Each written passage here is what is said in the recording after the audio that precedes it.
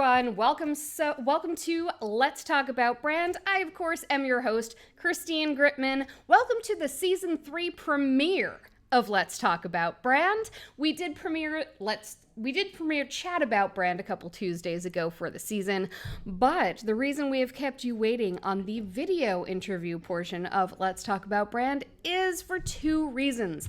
One of them was this very exciting live show, which I'm doing from Paris. I'll tell you why it's live from Paris in just a moment. But another one is that I wanted to make the very special announcement that this season of Let's Talk About Brand is generally not going to be a live stream. This one's live, but it is, first of all, going to be a YouTube show, still dropping every single Friday, but it's also going to be a podcast. So the weekly schedule is going to go Monday. The podcast will release. The podcast, which is part of the Adweek podcast network, by the way. Very exciting. So if you are listening to the podcast, thank you for joining us.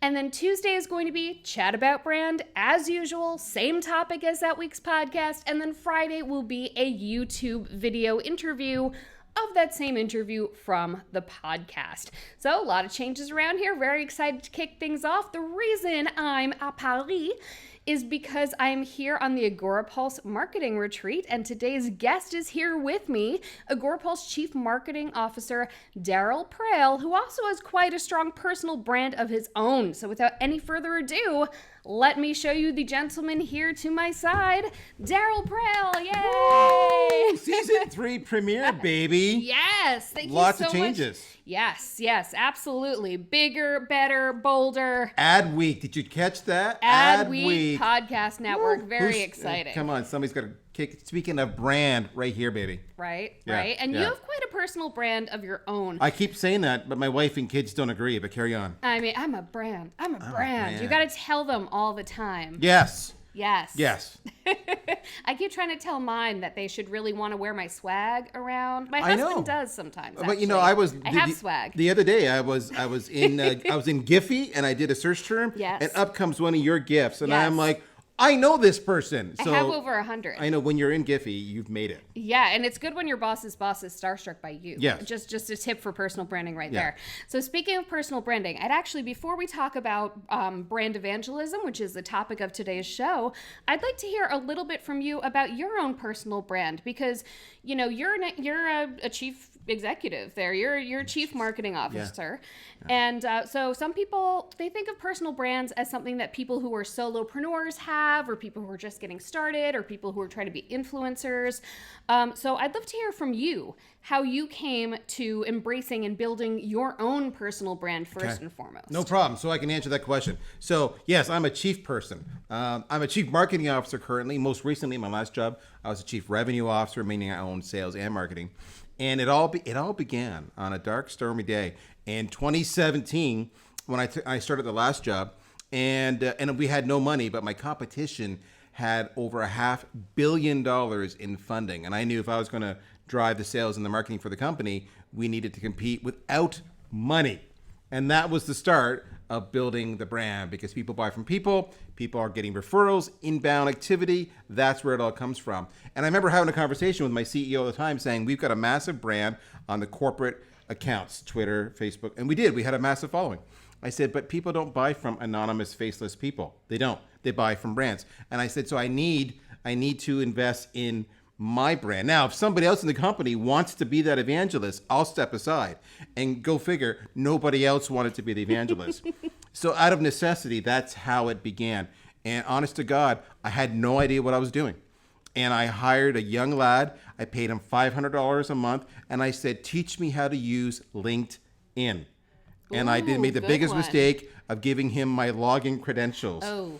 And he did the basic stuff. He just taught me how to post, the frequency, how to engage. He taught me the importance of commenting and developing relationships. And then what I taught him, because he was way too safe, I taught him about how you have to have a brand persona, right? Mm-hmm. Otherwise, you just sound like everybody else out there. Meaning the persona of your brand, or are you talking brand persona like your audience? Brand persona of who is Darryl Praill and why is he noteworthy? Why would I remember his brand? How does he stand Who are you there? and why should we care? And that's actually a question. Who are you and why should we care? Okay, so I have intentionally taken a approach My Twitter handle, I've had this for years, so kind of like to thine own self be true. My Twitter handle is opinionated. Now it's spelled completely awkward, but it's opinionated. And that's how I took my own personal brand, was I was going to speak truth, whether that be in goodness or in harsh, constructive, hopefully respectful, hopefully feedback. And so that drove a lot of how I engage with my audience. When I saw something that I thought was wrong, pitchy, self-serving, I would call it out. When I saw something that was close, you may have noticed I have a few more white hairs than this wonderful rock star over here does. That's called... I just dyed them before the trip. See, now you tell me. This is called age and experience. So I've seen and learned. It's like farmers insurance. We've been around a while, so we know a thing or two. So speaking of branding, so there you go. So it was a case of I could speak and say, listen, I like what you're saying. I like what you A, B, and C, but on D, I think you're completely wrong, and this is why. And then what I would do often is, because the posts 9 times out of 10 is not what drives the engagement. It's the discussion in the comments. And whenever I would see, when I would respond, and there would be a back and forth on that, because I had the audacity to challenge the big influencer. What people don't understand is the influencers like that, because that just drives more engagement on their posts. And then so they would jump in. I would then reach out to the influencer and say, wow, we've struck a nerve with my slight disagreement with your point of view. Do you want to take this and do another event? And they, of course, would be like, absolutely. And that's how it all began. Is that your version of Cash Me Outside? How about That's that? exactly what that is. Exactly what it is. Because I didn't know anybody. I had no brand to start from. And that's the important part, right? So it took about a year. But now I got a little bit of a brand. So there we go. What did you decide that you wanted to be opinionated on? Well, my style naturally has all... where do I start in this one, Christine? How do you become a C-level officer? You don't do it by being a wallflower. Yeah. Okay, so that's honest to God truth. You just don't do it by being a wallflower. And that also means you're going to be asked to make some hard decisions, and you better back it up with data. And by the way, if you're wrong, you're fired. So that's kind of the thing. But you're also paid as a C-level officer to have those strong opinions based on your experience to produce results. So that's where I was opinionated on, I was very opinionated on all things related to business marketing, and eventually sales. So my reputation is really in the sales and marketing at the C-level point of view, which is so interesting because when I joined Agorapulse, I went from, my last company was a company called VanillaSoft, huge company. We made them big in the sales tech space. And I'm going to Agorapulse, huge company in the marketing tech space. And this was every branded individual's worst nightmare, because there's two things that happened here. One, all the people I knew and my reputation was in the sales world, and I'm moving to the marketing world where I've got nobody. Two, all my reputation was with the C-level officers, but in the social media world, the brand is actually much more prolific at the practitioner, not at the executives. And to clarify, by practitioner in this industry, we mean like the people actually doing. The social media manager, That's the, right. the marketer. Yep, got it. They're doing the practice every day of actually, engaging, newsjacking, posting, and commenting. We sure are. They're Content creation, their Very machine, important. right? So I lost my brand influence double. I lost it in the market segment, and I lost it in the target, persona that I target. And that's it. So I had to start over and then do it all over again. But the thing is, what I did in there works equally well here. Which is what? Which is what? Look at how she's just pulling it out of me. Isn't this crazy? It's what I do. Okay, so it's really just the basics. You can go to any YouTube article and do exactly what they're saying. You identify the main speakers, the main players, the influencers. How? All right, simple stuff, right? Who's got great content? Who's getting shared? Who's speaking at events? Who's got a great podcast? Who's got a great live stream that gets a lot of engagement? Those are the people who shape the conversation. You follow them. Then you follow the people who follow them, who are actively engaged, that second level down. And then you start, you can just do the initial following and hi, how are you, and hyper-personalized connecting and all that wonderful stuff. But then you start actually engaging a little bit, so they know you're not a stalker. You're not going to swat them. That's bad. Just rule of thumb, don't do that. And then you start opining and giving your advice and challenging where necessary. So that was the big part. The other part is so that kind of helps you, the base. There's kind of two more elements I would say that are really big. The second element on your personal, especially in your personal branding, but it applies to business as well, is having a persona. So true story, before I came on air, I got these glasses, but these are the glasses I had on seconds before. This is what I use all the time. But when I'm here, I got the blue frames, work with the blue eyes, work with the spiky hair. I only have spiky hair when I'm going to be on screen. Otherwise, it's flat and boring, and I look like an old man. So this is the persona, so that when you're scrolling on your timeline and you see this spiky hair, white hair, glasses, oh, that's Praill, right? So it becomes your own trademark. So having an identifiable image persona, you're the same way. I mean, your image is very distinctive. There's always red. I feel a little always strange not having my red curtain behind me. I almost brought it, but, suitcase. But that was intentional, right? Yeah. And the funny part was, and we've never talked about this, when I was at Vanilla, I set up a studio for all my production work. Yep. And I had a red curtain. And like at the movie theater. I can show you. I know. And when people came in on Monday morning, because I set it up on the weekend, they came in and they see this, let's call it this adult-themed-esque red curtain. They wanted to know what we were filming in this studio. And they're like, goodness. Really? Why did you go with red? And I said, because it's got to stand out. Yeah. And it becomes distinctive. Absolutely. And I've still got even see, we have our little frame here. And I mean, so how never without it. Well, that's the whole point, right? Yeah. It's your trademark, right? Yeah. So they know it's your content. So you can be your studio, it can be your look and feel, but it's got to be something distinctive. So then the last part of that three-legged stool is you've got to add content, and it's got to be value add. It's got to be helpful. It's got to be educational. It's got to be insightful. It's got to be uniquely yours, your tone, your voice. It's got to be consumable, and you got to multi-purpose it. And that's the hardest part quite often. But if you don't do that, then you're just another person with an opinion, and there's a lot of people like that. I know this guy on Twitter, his handle's opinionated. Don't follow him. Oh my goodness. And you know what they say opinions are like.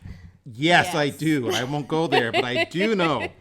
Everybody's got one. That's how it ends. It is true. It's true. Now, to go back to the first leg of that stool, it sounded like you were kind of saying that you wanted to observe the conversation a little bit before entering the conversation. I wasn't kind of saying. That's what I was saying. Yes. Well, reflective listening. We talked about that. This week in Paris, we did a session on communication, and I think you were actively listening in that communications because she played back to me what I said. I love that. Yes. Well, I've done communications workshops. It's almost like you know what you're doing. Yeah. It's almost like I communicate for a living. Right. It's crazy. So what do you want to know about as part of the pondering, the kind of the actively listening part? For me, let me kind of jump in. I asked the question and I just started answering. Go for it. Guests love me. Hosts love me. Part of that's just getting the feel of the land, right? So again, I use the example of me moving from the sales community to the marketing community.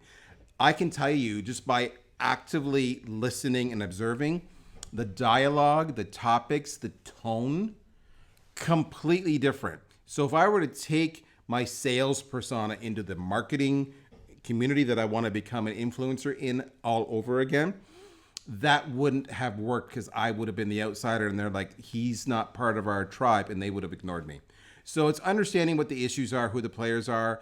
It's understanding the commentary, the opinions that the tribe, the community will embrace or will reject, right? Because we've all got standards, for lack of a better word. We can talk about this topic, not about that topic. That's taboo. So part of that, you're reading the room is really what you're doing before you step forward and start contributing to the conversation, because that way you're contributing in a way that you know the room will be receptive to. And going back to the whole knowing who the key players are, understanding the lay of the land and the room, that goes back to the topic of today's show, brand evangelism. Yes. Which is that, I imagine part of when you moved into this space as opposed to sales tech, going into MarTech, part of what you were doing when you were looking at who the key players were, I'm sure was also getting a sense of the competitive landscape. Because the key players were probably talking about the competitive landscape. They were. So I'd love to talk a little bit about that, about how key players play into a brand's strategy. Okay. Oh my goodness. Yeah. Okay. So where do we go with this? There's so many ways we can go with this. Well, first let's actually go back to the beginning and talk about what brand evangelism is by your definition. So, okay. We may or may not agree, but this is a true live stream. Even though we're going to go in this season to pre-record it, this is true. Let's see if we disagree. So if you disagree, you tell me you disagree. Sounds good. We have a deal? Okay, great. So to me, brand evangelism is all about the idea that the brand is being put forth. And let me explain what that means. So you're not hiding from the brand. So whenever I make content, I make a lot of video content, I would do something like this, okay? Just open it up. Hey there, guys, it's Darryl Praill from Agorapulse, the industry's best social media management tool. And today we're going to talk about brand evangelism. And I never mentioned Agorapulse again until maybe the end. You know, hey guys, I mentioned I'm Darryl with Agorapulse. You want to learn more? Go to agorapulse.com. Okay, so 98%. I'm sure they talk about that on Adweek. Yes. Wink. Wink, wink. But I didn't hide from the brand. In fact, I put it out there. And a lot of people are like, I can't do that because that's pitchy. No, it's not pitchy. If my whole conversation was around Agorapulse is the best X, Y, and Z, and I say Agorapulse, that's pitchy. If the conversation I have only speaks to my strengths and avoids everything else, that's not genuine, and you will smell it a mile away. But if I acknowledge the brand, you guys say, well, yeah, because you work for somebody, I work for somebody, we all work for somebody. So that's the first part. Second part is brand evangelism means that you're going to project elements of that brand persona. So, for example, is Agorapulse a safe, conservative brand that doesn't take risks? Or is Agorapulse kind of an edgy, hip brand that's doing the latest and greatest in social? It's newsjacking. It's getting the maybe some controversial guests on. It's being brutally candid by saying, we rock here, but we suck there. If it's the latter, that kind of transparent, authentic, real, genuine, nitty-gritty brand, corporate brand, then elements of that should come through on my own individual personal brand, because then it's brand consistency, right? So you don't want to talk to a boring guy if the brand's exciting, and you don't want to be hyper excited, stupid like I normally am. If it's a safe, conservative brand. For example, imagine me being super hyper, super in your face, and I'm trying to sell you a financial product that's all about minimizing risk. That is inconsistent brand. And the target audience of those financial products would not like me because I don't represent that personality, that persona, and they will reject my content. So there's got to be, it's a little bit of acknowledging the brand and representing the brand. That's my point of view. Tell me what I said wrong. No, my favorite part, I'm going to string along my favorite part of what you got hit on, which is that if it's a good fit, if it's a good brand fit, yep. If you're a good evangelist for the brand, it becomes part of your own personal brand. Yep. In a big way. Social media pulse. Like my social media pulse shirt, Yes. which I was already wearing, which I was going to change Yes. out of before this, but you know what? Everyone knows. It's right there. Everyone knows. We'll also mention that we're part of the Adweek podcast network. That's true. I wear a lot of hats, you guys. Not literally, but figuratively, I wear a lot of hats. You do. Now, one of the things we haven't talked about, Yeah. correct me, is what's interesting is that when the brands are comparable, my personal brand versus the corporate brand, one brand can lift another. So I'll use the example of VanillaSoft. VanillaSoft had a kind of a middle-of-the-road reputation. I came along, I'm a little more high energy, a little more in your face. And because I was a dominant contributor to the VanillaSoft content, then VanillaSoft's corporate brand started to be perceived as similar to my personal brand. You made it a little less vanilla? I made it a lot less And vanilla. a little less soft? And a little less soft. You got it. Yeah. And that's the power of You branding. In fact, I heard they were contemplating changing their name to like Pistachio Edge. I've heard that. Yeah. You've been talking to the venture capitalists? I have. Speaking of financial products. Anyway, Pistachio Edge. You heard we it go. here first. So there's internal brand evangelists Yes. and there's external brand evangelists. And Yes. then there's people like me who started as an external evangelist. Mike Alton got me years ago. Yeah. Rah-rahing for Agorapulse, and then I wound up working here. So I'd love to hear kind of how to approach each of those pathways. So let's start with external brand evangelists, because I think that's what most people think of, and then we'll move to internal brand evangelists. All right. So external brand evangelists, how do you identify who's going to work well there? There's some who actively work with the company. There's some who don't. What is your opinion on how those should be nurtured and leveraged? Okay, so this might be a little redundant. I talked earlier about what is the corporate brand, right? And the attributes or the values associated with it. So for me coming in as a chief marketing officer, part of what I do is I shape and influence the brand I want us to be perceived by in the market. So this is all external facing. So part of that is, and we had this conversation this week as an example, we sat down and we were revisiting the voice that we have in the marketplace today. And we were asking the question, is this the voice we want? Do we want to change it? How would we change it? Maybe we want to drop it down, maybe a little less loud. We want to increase it, be more vocal, more opinionated. Whatever it is you want. Then you start to target those influencers, those creators, those thought leaders. And by the way, you want to be clear, you can be a thought leader and not be an influencer. And that's okay, because sometimes you want that mix. Who share those values, right? They personify those exact same values. So there could be a whole bunch of influencers out there that I adore, that I consume myself on a personal basis, but I won't have on a show because they're not representing the brand that I want to be associated with and to project to my target audience. So it's really about being very intentional about the people, the content, the venues, the events, the trade shows, the live streams that you either want to participate in or appear on. So that's the best way to describe it for me. What did I miss? How would you describe a good Agorapulse ambassador? Okay, Okay, how would you? No, I want to answer this question. You can answer for Vanilla Soft if you want. No, I want to go Agorapulse. I want to answer it. And the reason you see me doing this is because it's changing. It is changing. Right. So let's use that. Do you mind if I use a real life example? Go for it. Okay, so when I got here at Agorapulse, this is not a criticism. This is just a statement. When I arrived here, we had an excellent reputation with all the practitioners, the social media managers, all the people who are doing the work of social media every day. We were known far and wide. We were loved, very loyal.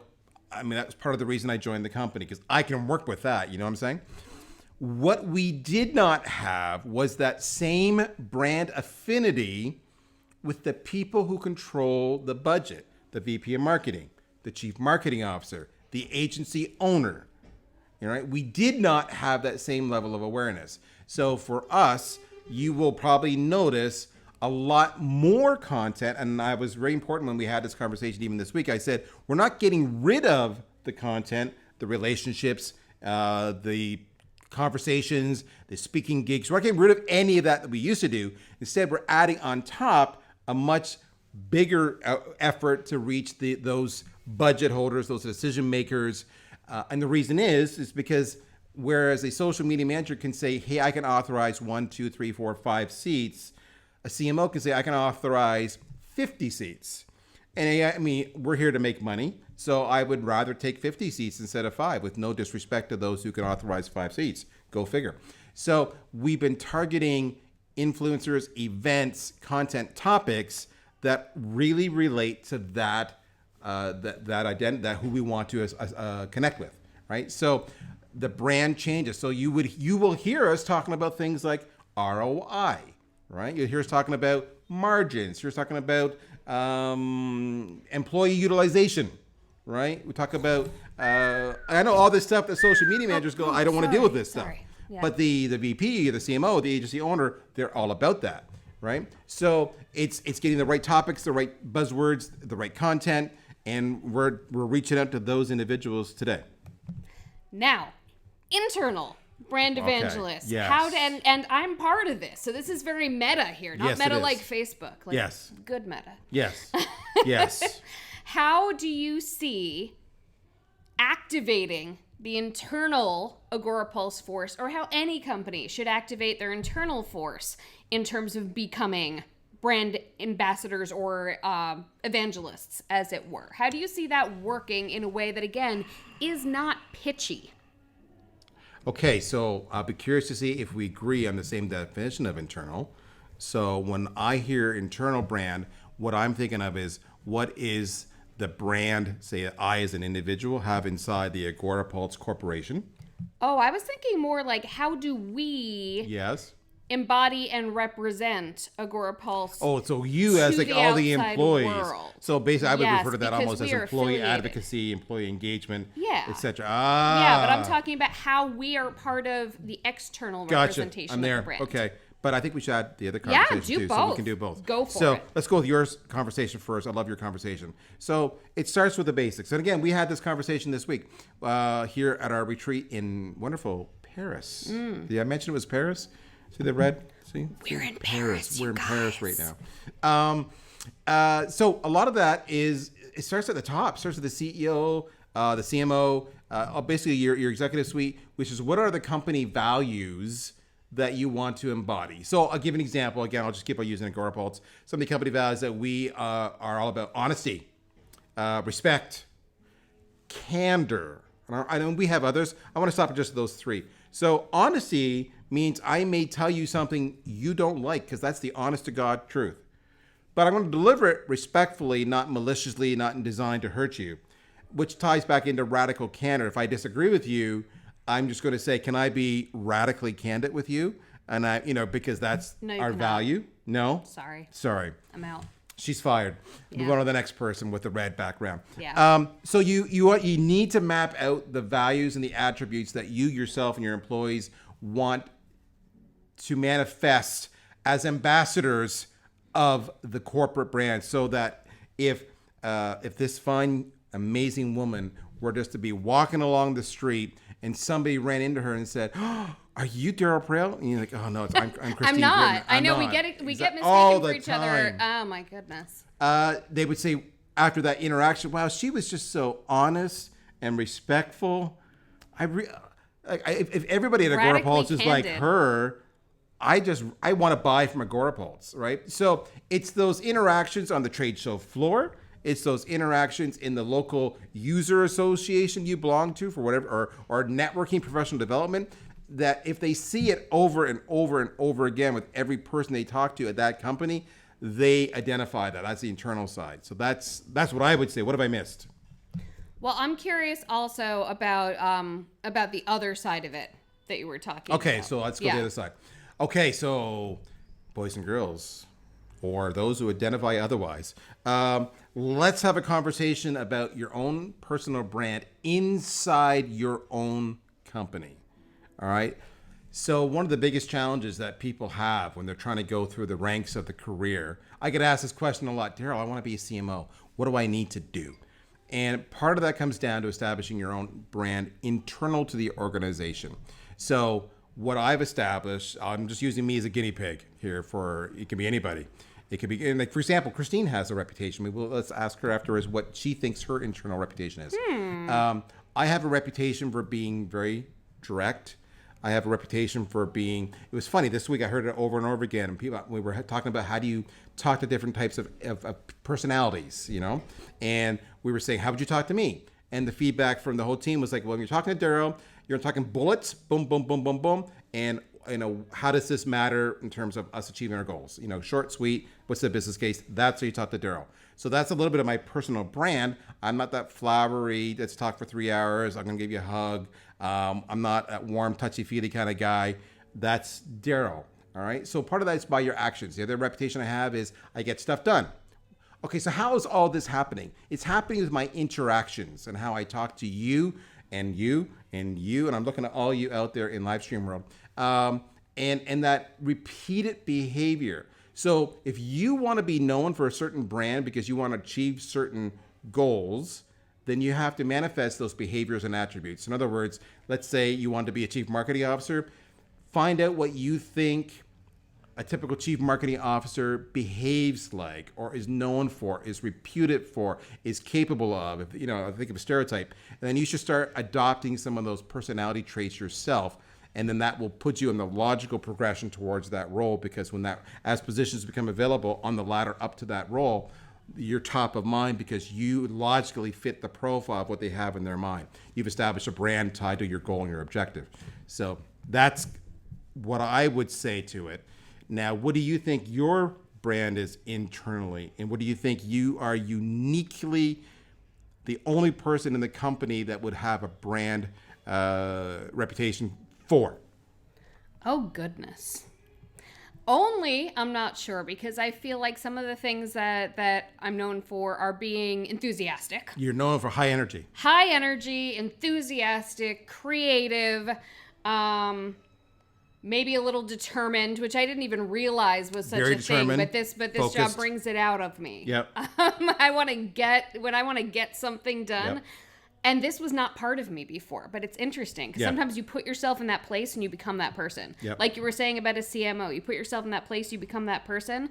I'm a lot more, I don't know how to put it, not determined, not stubborn, someplace in between the two You're very intentional. than I was. Intentional, I like that. You're very intentional. I like that, and this You job know what you brings it want out and on you go me. for it. But yeah, but I think that there's several people. I think we have a few people in the company who are very kind of the passionate creatives. You are. And so in the case of Christine, because of the brand that she has developed internally, whenever we need a trusted, reliable, intelligent, fast thinking on their feet individual to represent the company brand, whether it's with investors, potential customers, on stage, there's only a handful of people that we would even consider giving such an important task to. I am not saying that to suck up to her. That's the brand she's established. And I we would appreciate give you that task and away she would go. And what the other part is that her brand is she's also strong-willed, you know, and that's a good thing. Strong-willed is not a bad thing. It just means that Christine has an opinion. Well, where does that opinion come from? It comes from her experience, right? So I personally don't want a wallflower. If you think I'm about to make a mistake and you're going to say, Darryl, you need to rethink this approach, she's actually doing it to save my behind, right? So that's part of her brand. Not everybody will like her brand. Guess what? That's okay, because those people may not be her target audience. Part of branding is knowing who your target audience is and blocking out the noise from everybody else. Love that. Well, we are on. I could talk about this forever. Yep. You could talk about this forever. Yes, I can. But we're at the half-hour mark. So just kind of to kind of put a little bit of a point on some of the things that we explored with that. If someone is interested in working with brands more and in becoming more of a voice and more of a thought leader, what are some places that you, as someone who has done this yourself and also as someone who's in a position where you're with brands and you are observing these people, what's just kind of a quick thing you can do to get started along that path? So the quickest thing is a couple things, kind of a bit of a repeat. Start making content religiously, time block. It's got to be a number 1, number 2, number 3 priority, not number 10. All right, it can't slip. You got to commit to that. And then number 2, start actively engaging with your network, because you're going to need contributors to your content. You're going to need forums to go participate, like I'm doing here right now with Christine, with your content, with your opinion, with building your brand. Those are the 1-2 things you need to do. I would say number 3, be gentle on yourself. It takes time. You're going to suck at first. You're going to get no engagement at first. That's okay. That's the process. But 6 to 12 months from now, you're going to look back and say, look how far I've come. Beautiful. Well, thank you so much, Darryl, for making time for this today, especially since, it's 6:30 in Paris. Yes. There's other stuff you could be doing. So thank you so much for being here with me today. So where can people find you and your personal brand? You can just go to LinkedIn. That's the best place. I'm the only Darryl Praill out there. You can go to the website, Darryl Praill. You can go on Twitter, opinionated, but simply LinkedIn is the best. And you are DarrylPraill.com? I am DarrylPraill.com, because that's what branding's all about. And I've got to say, another thing that I personally love about Agorapulse is that we have several people who have personal brands. We have several people who own their name.com and who have their own shows, like Let's Talk About Brand. And I think especially in the industry that we're in, I'm grateful to be with a company that values that. So thank you. And thank you so much, whether you are watching, whether you are listening. In fact, make sure to reach out and tell me where you found Let's Talk About Brand. And as I said at the top of the show, we are going to have new episodes dropping every single Friday on YouTube and new podcast episodes every single Monday on the Adweek Podcast Network. I'll be back next week talking to another a smart expert about another element of branding. Thanks so much. Bye.